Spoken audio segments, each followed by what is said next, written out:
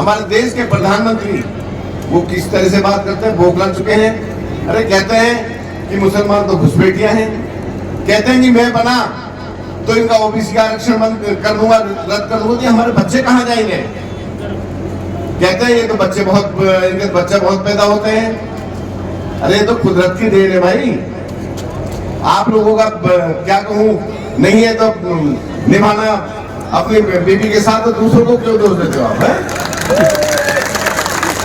मैं ये कहता हूँ, ज्यादा नहीं कहूंगा कि ना हम घुसपैठी हैं, हम इस देश के हैं, इस देश में जन्म लिया है, इस देश में हमारे पूर्वजों का खून मिला हुआ है इस धरती मिट्टी में जब देश को आजाद कराया था। अब लड़ाई है 25 तारीख की कि 25 मई को जो इलेक्शन होने जा रहा है, देश का बहुत बड़ा इलेक्शन है। आप लोगों को ये देखना है कि पूरे हरियाणा की नजर, क्या पूरे देश की नजर इस मेवात की सीट पर है? मैं गलत कह रहा हूं तो आप बता दीजिए। हम 9 सीट जीत रहे हैं, 10वीं भी जीतेंगे यदि आप हमारी वोटों परसेंटेज 98-99% कर दोगे तो कोई ताकत नहीं हमारे। हाँ, हमारे हल्के में हमारे प्रत्याशी आपके बीच में आए हुए। पहले हमने इनको सिनेमा में देखा था, यूट्यूब पे देखा था, फिल्मों में देखा था, लेकिन आज राजबब्बर जी आप लोगों के सामने बैठे। बाकी जिस तरह से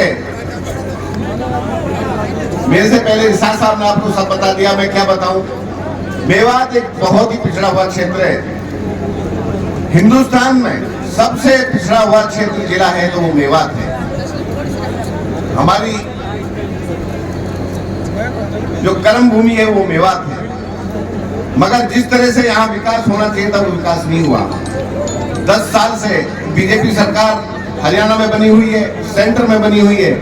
मैं ये कहता हूँ, ये कहते होते कि एक्सप्रेस देशी के पिछड़ा हुआ क्षेत्र, लेकिन हम तीनों विधायकों ने बार बार मांग की कि इस जिले को अलग से बजट दिया जाए ताकि इसका विकास हो सके और जिलों के बराबर आ सके।